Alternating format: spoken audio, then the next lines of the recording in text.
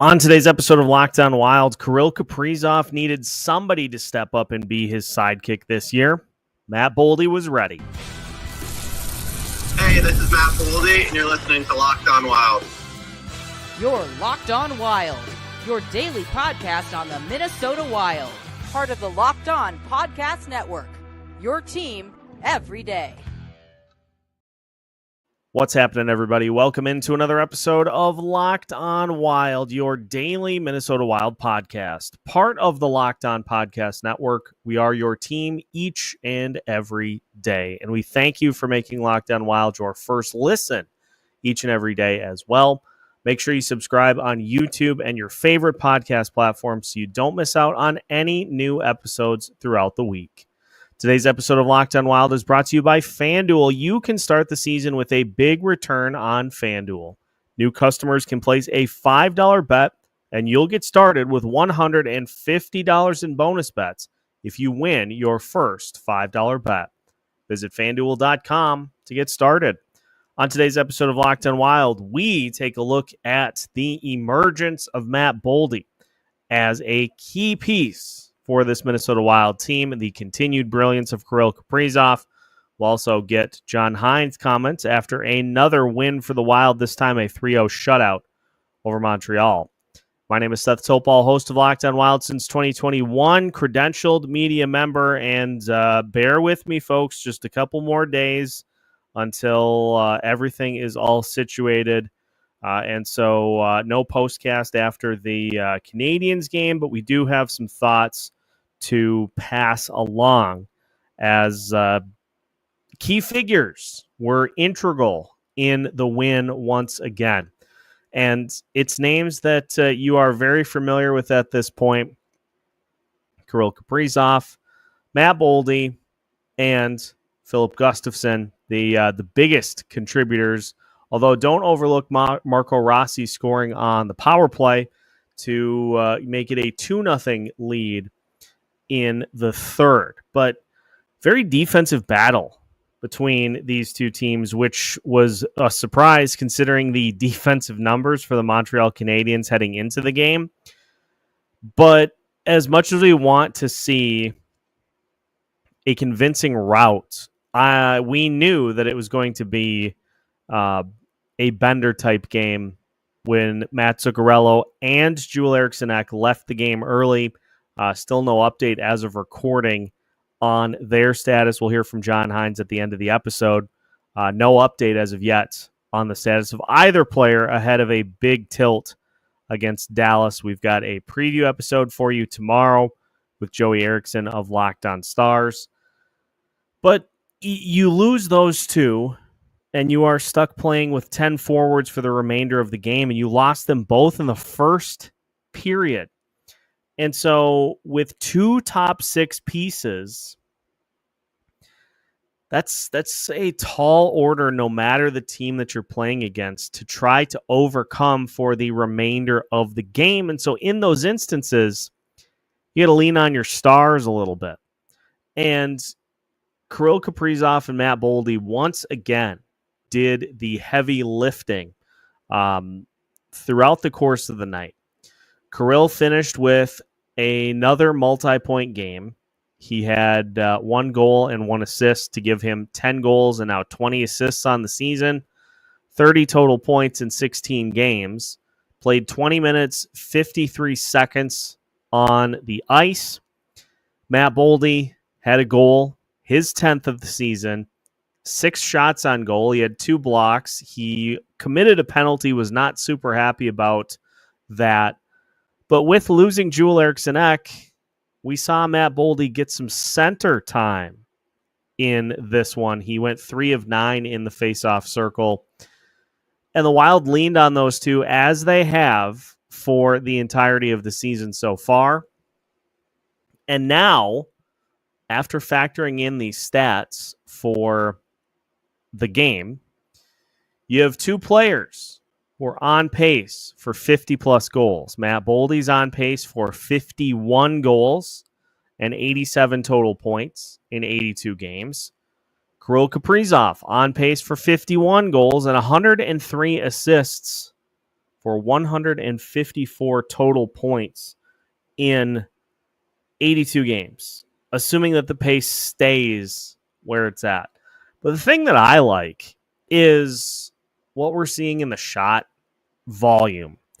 You know that Kirill is going to get his shots on goal. And as of right now, he's got 50 official shots on goal in 16 games. That projects out to 256 official shots on goal over an 82-game pace. I will always be a proponent of Kirill getting more shots on net compared to some of the other options down at the bottom of the list on this team. But 50 shots on goal in 16 games that's a solid number. And shooting percentage is just really, really good. And so, all of those numbers are exactly where you want them to be for a guy like Kirill Kaprizov. But let's take a look at where Matt Boldy's at with his numbers. He has a full 10 more shots on goal. In 16 games, he has 60 shots on goal, which would project out to 308 shots on goal in 82 games. And this has been something that has plagued this Minnesota Wild team at various points throughout the last however long that Kirill Kaprizov has been here, the last 4 years, is that teams bottle up Kirill and throw a ton of attention at him because nobody else on the roster is capable of stepping up to answer the bell, or people are just not having the type of scoring production that can warrant pulling some of that attention away from what Kirill is doing. But we're starting to see one name in particular, and to be fair, there are others on this roster, but we're starting to see one name in particular on this roster who is consistently answering the bell and consistently providing a legitimate second scoring opportunity to where when they're on the ice together, you are really having to pick your poison as to who you defend, who you guard against, and who you think is going to have the worst chance to put a goal on the board. And we're seeing John Hynes put those two together way more often as the season unfolds. You lose Matt Zuccarello, you lose Joel Eriksson-Ek, and so in tonight's game, you saw John Hynes throw Matt Boldy at center and Marcus Johansson on the other side, which, we saw a lot of line combinations in this game as well, but that was the combination that scored what ended up being the game winner, the 5th game winner of the season for Matt Boldy, by the way. And think about what we saw in that game-winning goal. You had Kirill with the puck behind the net. He moves off to the right. Spinorama pass again to Marcus Johansson. And with Matt Boldy crashing the net as the net front presence of that group, Marcus Johansson's able to just tap it right across the crease, and Boldy buries it to give the Wild the 1-0 lead. And just when you need your top-level guys to make a play, they go and make a play at the exact right time. And so there really isn't a ton that Matt Boldy has not done so far this year. 10 goals in 16 games. He has scored against some of the best teams in the NHL. He has scored against the bottom feeders. He just is an equal opportunity scorer at this point in the season, but this is exactly what we are looking for as the next step for Matt Boldy's evolution, is going toe-to-toe and battling Kirill for the goals lead for this team about a quarter of the way into the season. They have continued to battle back and forth as far as who leads the team in goals. And that is the mark of a budding superstar who is helping take some pressure off of Kaprizov and showing the Minnesota Wild that he is a viable and legitimate top-level scoring option for this Minnesota Wild team. Every Batman needs a Robin, but don't assume that this Robin in Matt Boldy is just filling the shoes. He is very capable of wearing them. And that is just a good sign for this Minnesota Wild team is when the chips are down, you've got two very good scorers that you can rely upon to go get you a needed goal. With all the chaos going on, with all of the different line combinations that John Hynes, he went back to Frankenstein's workshop and started to create another monster with the line combinations that he utilized in the game against the Canadiens. Just threw a bunch of things at the wall to try to find what was going to stick, and with two forwards down, with two top six forwards down, just continued to mix and match and swap and try different things. And he ended up finding a combination that ended up being what was needed to win the game for the Minnesota Wild and to pick up 2 more points and to pick up their 11th win of the season. So big kudos to both Matt Boldy and Kirill Kaprizov for their continued brilliance so far this season. And hey, it wasn't a goal against the Sharks, which is apparently the only team that Matt Boldy scores against. It was a goal against a pretty fast Montreal team that the Wild were able to pick up a win against. Big question marks, though, with Joel Eriksson Ek and Matt Zuccarello, so we will see if we get an update ahead of tomorrow's big matchup against the Dallas Stars. We'll have more on that game coming up later today with a special crossover episode of Locked On Wild and Locked On Stars to preview it.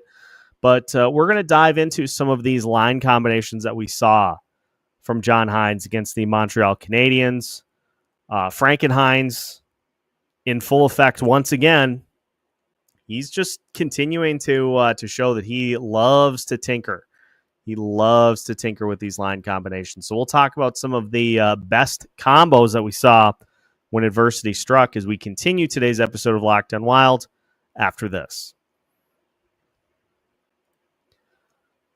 Today's episode of Locked On Wild is brought to you by FanDuel. Get ready to tackle the NFL action with FanDuel, America's #1 sportsbook, because right now, new customers can bet $5 and get $150 in bonus bets if you win.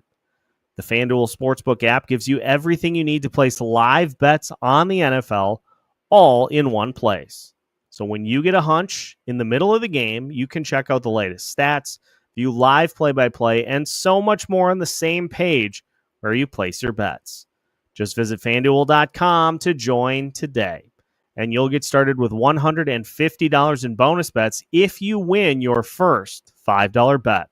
That's FanDuel.com. Never waste a hunch and make every moment more with FanDuel, an official sportsbook partner of the NFL. Today's episode of Locked On Wild also brought to you by SelectQuote, the World Series, the Super Bowl, the Olympics. The world's top athletes get to play in these top-level sporting events thanks to one thing: teamwork. And teamwork can also protect your financial legacy and your family's future. SelectQuote's licensed insurance agents are the perfect teammates when shopping for customized, affordable life insurance. They can find you the right policy to keep your financial legacy safely in your end zone. SelectQuote is one of America's leading insurance brokers with nearly 40 years of experience, helping over 2 million customers find over $700 billion in coverage since 1985. Get the right life insurance for you for less at SelectQuote.com/LockedOnNHL. Go to SelectQuote.com/LockedOnNHL today to get started. That's SelectQuote.com/LockedOnNHL. Welcome back to today's episode of Locked On Wild. Once again, we thank you for making Locked On Wild your first listen each and every day. Reminder, we got another episode coming up for you later today. Locked On Stars joining to help preview a big matchup, a Central Division collision. Shout out Kevin Fallness. Between two teams that are chasing the Winnipeg Jets. And guess what? Winnipeg with a loss yesterday. Still a very good team, but the Wild and the Stars chasing Winnipeg and a chance to vault a little closer with a big tilt at the X coming up on Saturday. So make sure to tune into the second episode today to get a little intel on Dallas heading into this matchup. So let's talk about this edition of Frank and Hynes lines. The line combinations that we saw against the Montreal Canadiens, but I want to just take a look at some of the stats as well. Expected goals percentage in the game against the Canadiens. And what that means is when a particular player is out on the ice and a goal is scored, the percentage of time that goal is scored by the Minnesota Wild is, the 50% is average. If you're above 50%, that's a very good thing. Well, Kirill Kaprizov was at 82.4% for expected goals percentage when he was out on the ice. He's out on the ice a lot, so he had a dandy of a game. Matt Boldy was at 80.7%. Marcus Johansson was at 90.8%. And Freddie Gaudreau was at 84%. Now, Freddie Gaudreau had a monster game in the faceoff circle once again. He won 11 of 16 faceoffs in 15 minutes, 43 seconds, had an assist, had a couple of blocks, another classic and quality game from Freddie Gaudreau. Marcus Johansson, couple shots on goal, had an assist, had a hit, 15:56 of ice time, and with Matt Zuccarello and Joel Eriksson Ek out of the lineup, he moved to the other wing opposite Matt Boldy and Kirill Kaprizov, and was able to help make the game-winning pass to set up Matt Boldy for a key goal, the game-winning goal. But what expected goals percentage really helps determine is the higher the number, the better you're playing on any given night. And if you're approaching 80 or 90%, that means that you are having a massive impact on the game. And Kirill and Matt Boldy leading the way through 19 and 20 minutes of ice time respectively is exactly what you would expect from your two top players. And they just continue to get it done on a nightly basis. But let's talk about some of these line combinations that we saw. And we'll start with the big one, Johansson, Boldy, and Kaprizov. That was the one that combined for the game-winning goal. They outshot the Canadiens 6-1 while on the ice. The shot attempts for and against were way more balanced. 7 shot attempts for Johansson, Boldy, Kaprizov. 5 shot attempts against. But actual shots on goal, it was 6-1. The expected goals percentage for that line was 79.5. Again, 50% is average. So close to 80% is you're really doing something right. That was a great combo that we saw. We also got a chance to see a little more of Boldy, Rossi, Kaprizov, and that was a 2-1 shots on goal differential between the two. The expected goals percentage numbers just under 50%. And so that line did not have as much success, but I still am highly in favor of continuing to see that line combination just get mixed in throughout the course of the season. We saw a little bit of Foligno, Rossi, Kaprizov. We saw a little bit of Kaprizov, Boldy, Hartman. Hynes, again, just put him in the blender and just continue to try different things to try to get different looks. It got to a point where as the game wore on, you were basically double shifting Kaprizov and Boldy and just trying to throw different combinations together to find the one that was going to get it done. And far and away, the line that had the most success was Johansson, Boldy, Kaprizov. They had the one goal, and they were the ones that were able to really get the party started. The other goals, a power play goal and an empty netter. So the 5-on-5 goal going to Johansson, Boldy, and Kaprizov. And look, Matt Boldy is a good enough player to win some faceoffs regularly. I know his number not great in the game against the Canadiens, but he's certainly capable of winning faceoffs. And so if he gets slotted in for some center time, sign me up. I think his game has matured enough to where he can do that. And it just adds more versatility to what this team can bring and what they can provide while they're out there on the ice. But let's give some ups to the other guys that stepped up and had bigger minutes numbers that contributed to this win as well. Obviously, Marco Rossi with the power play goal. But Yakov Trenin played 16 minutes, 49 seconds, and he had 3 hits on the night. Marcus Foligno had a couple of hits, had a shot on goal. He played 17 minutes, which was, I think, his high water mark for the season. Ryan Hartman, 4 shots on goal. He played 18 minutes, 51 seconds. All these guys, when you have Matt Zuccarello and Joel Eriksson Ek combine for under 7 minutes of ice time, you're going to need the rest of the crew to step up. Not only did the forwards, but the defense did as well. Defense just continues to be one of the best, if not the best defense in the NHL.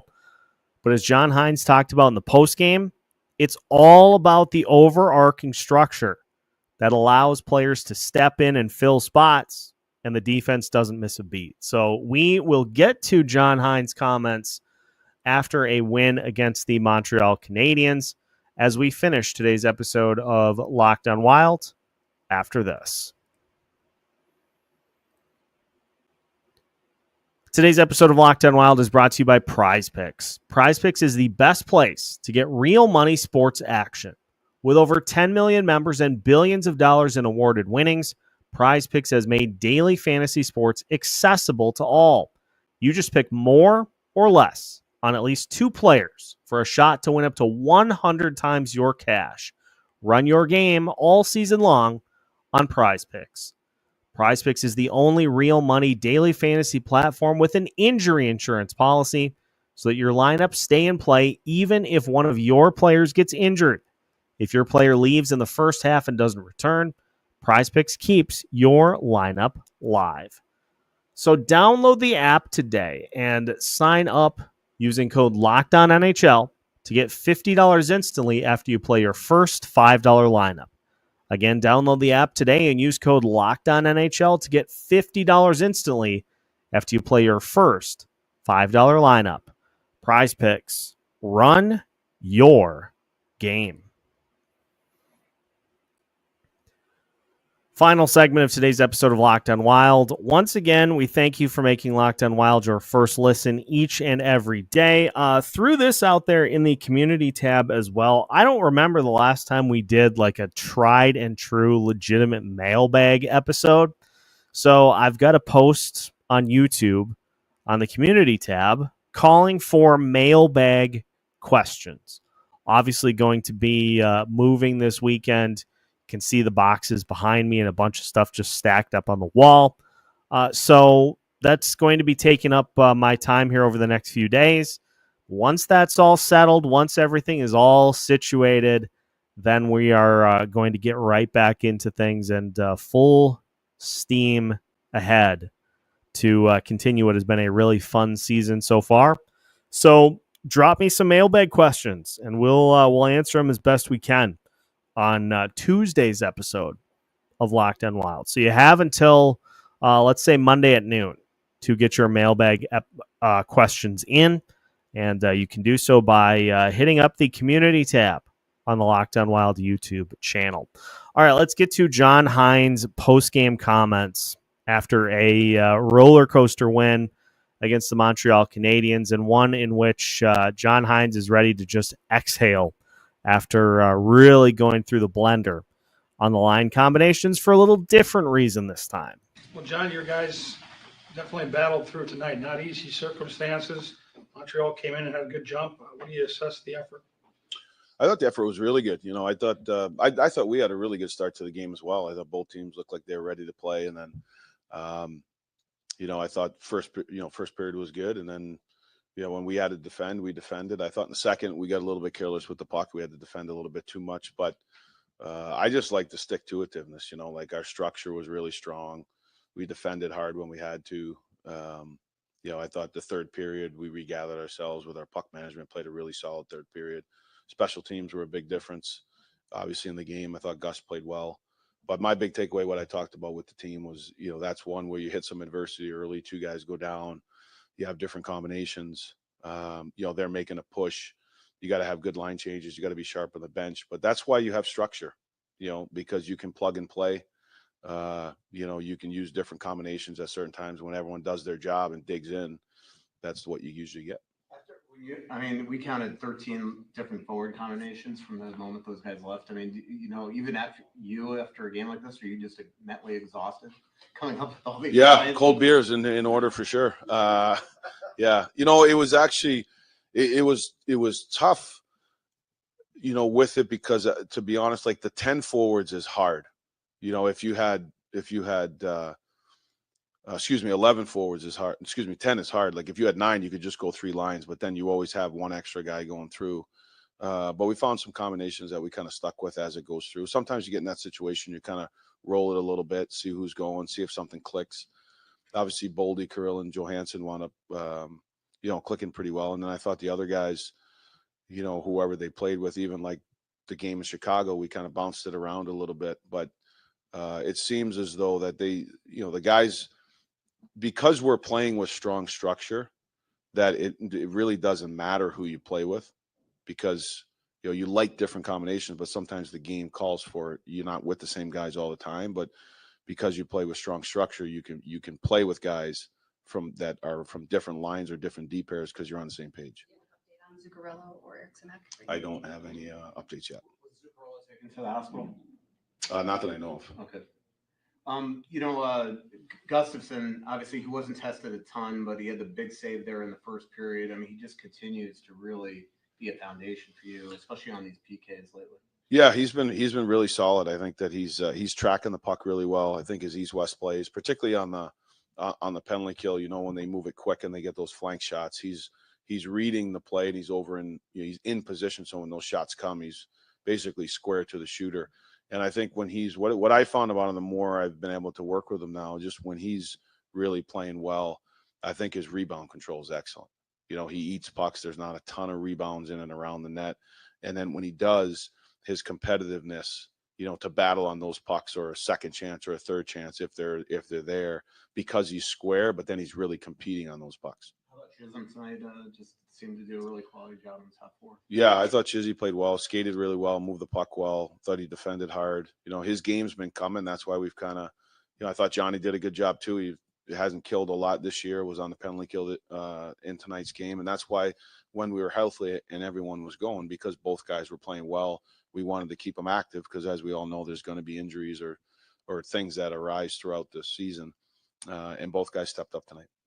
The mental toughness that you've been stressing as well, along with the structure and details of the team's. Yeah, and that's what I talked to the team about after the game was that, you know, I think that we dug in, and when you're down those, you have to have shorter shifts. You have to make sure that your line changes are good. You got to be aware on the bench. And then I thought a little bit in the second, they put some heat on us. I thought it was self-inflicted, just with turning pucks over and trying to force plays.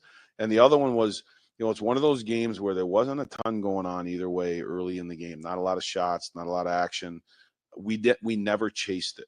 We never got out of the structure, and we never got loose. We had some puck decisions in the second that needed to be better. But even when we went out in the third, we we got to play the game we're in. This is what's required to win this game. And I thought the guys did a very good job of responding to that. Kind of hockey justice where Spurgeon takes that one up high, and then with maybe 10 seconds left in the ensuing power play, he sets up the PPG. Yeah, sometimes that happens, right? He goes in and takes it, and thank God he was able to come back because short another guy, but it was nice to see him be able to make that play for sure.